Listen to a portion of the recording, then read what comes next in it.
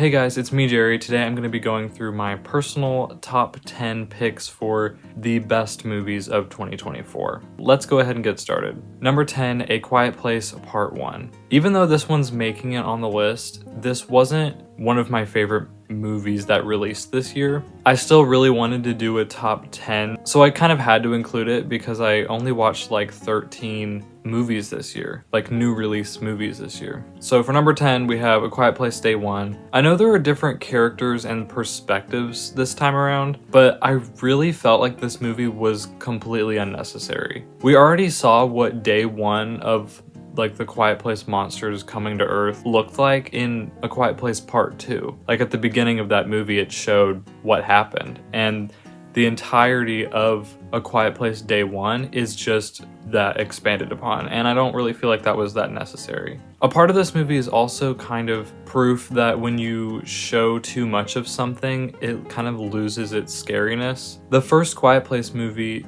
doesn't really show the monsters or aliens that much. It really only shows like parts of the creatures at a time. The second one does show a lot more. In The Quiet Place Day 1, even though it had some like thrilling moments to it, I didn't feel like it was really that scary at all because we've just been so familiar with these creatures that I think they're starting to lose their scariness. Another thing is I don't really think this movie contributes that much to The Quiet Place as a franchise. It doesn't really add that much to the story or anything. The visual effects in this movie are also kind of iffy. The aliens or creatures or whatever looked like really great, obviously. I didn't really think the atmospheric visual effects like fog or smoke looked that good. I thought they looked really artificial. But on a positive note, the cinematography I think was a pretty big improvement from the previous film. But as far as like story and characters and like purpose of this movie, I just wasn't really a big fan of it. Number 9, Transformers 1. This is actually the very first Transformers movie that I've ever seen.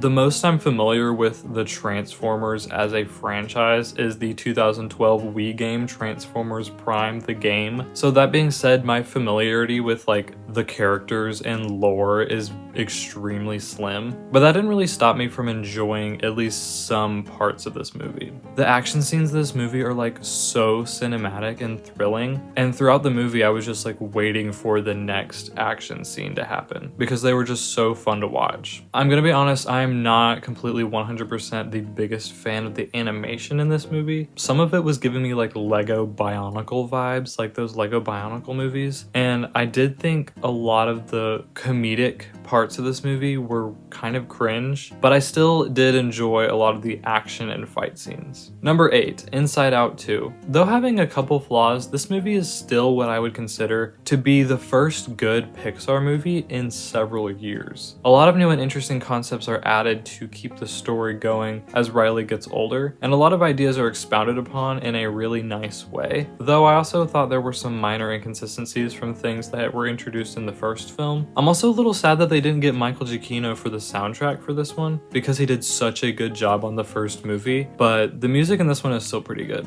One thing I also really love about this movie is the cinematography. For being an animated film using an artificial camera, some of the techniques that are used look pretty cool. I wasn't like completely blown away by this movie, and I don't think it's as funny or as sad as the first movie. Inside Out 1 had a way broader like spectrum of emotions, which makes it makes sense, it's a movie about emotions. It had way more sadness to it and way more like laugh out loud moments than Inside Out 2. But still, Inside Out 2 managed to create a relatable, emotional, and enjoyable experience. Number 7, Young Woman and the Sea. I think this was another one of those movies that I just saw on the Disney Plus homepage and decided to watch it because I thought it looked at least a little promising. And I was actually pretty surprised with this one. Yeah, I thought the story was really interesting, especially for the concept of the movie surrounding a sport. The fact that it had competitive sport aspects to it it didn't make it boring because it focused way more on her story and the characters' stories and stuff like that. But yeah, this is a newer Disney Plus movie that was actually good, which surprised me. It's actually a good Daisy Ridley character. I also noticed that the person who directed Young Woman in the Sea is the same person who's going to direct Tron 3, and I feel like Young Woman in the Sea was pretty well directed. That's just a little bit more hope that maybe Tron 3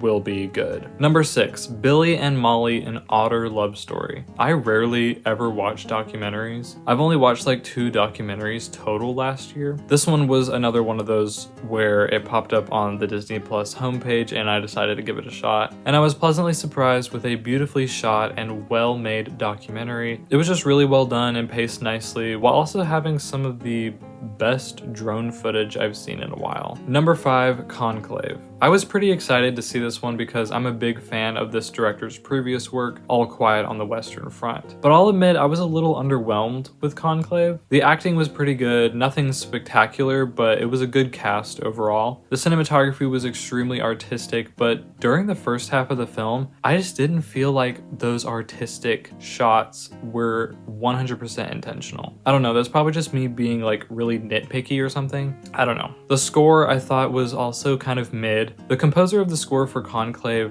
did an extremely impressive job with All Quiet on the Western Front, but the score for Conclave just wasn't nearly as good. The story / screenplay is probably the thing I'm the most unsure about. It feels like one of those screenplays that seems really jumbled at times, almost to where it doesn't feel like some scenes are fully carried out or thoughts and ideas aren't completely finished. It reminded me a lot of Belfast from 2021 in that way, but this film also had some really interesting themes and messages, especially regarding the humanness of religious leaders, which made it a really fascinating watch. Number 4, Jim Henson, Idea Man. The other of the 2 documentaries I watched back in 2024 was this documentary about Jim Henson's entire career and life. It was so well made and put together, and I think watching this was what made me go and watch all the Muppet movies afterward. This was just a beautiful, artistic, and emotional documentary and tribute to one of the greatest filmmakers of all time. Number 3, Kingdom of the Planet of the Apes. This one is another great installment of one of my favorite movie franchises ever. After the previous trilogy that focused primarily on Caesar, we get this new start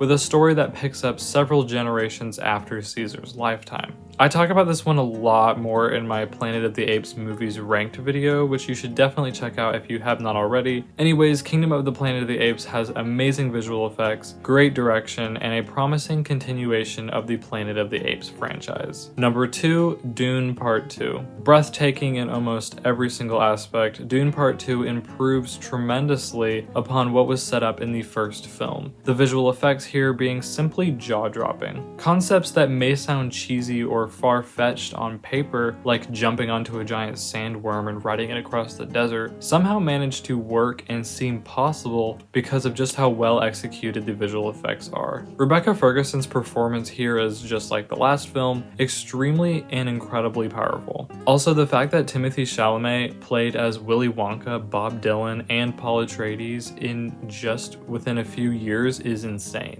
The costumes are incredible, as well as the production design, editing, soundtrack, cinematography, sound design, and seriously well done in almost every single aspect. Anyways, Dune Part 2 is probably one of the greatest sci-fi movies that has released in a while, and could potentially be one of my favorite trilogies of all time, if the third one is just as good or better. And finally, number 1, Wicked Part 1. This movie is, in all seriousness, one of the greatest live-action musicals of the 21st century. But little did I know how much I would be completely fascinated and obsessed with this movie. I think I was aware of the name of the stage play beforehand, but really knew nothing about the story or anything. Being completely honest, I think my initial main interest in the film was that Ariana Grande was going to be in it, but after seeing Wicked on the big screen and being completely blown away with every part of this film's groundbreaking production, I now understand the hype, and not just because Ariana Grande is in it, even though she is amazing and is insanely talented.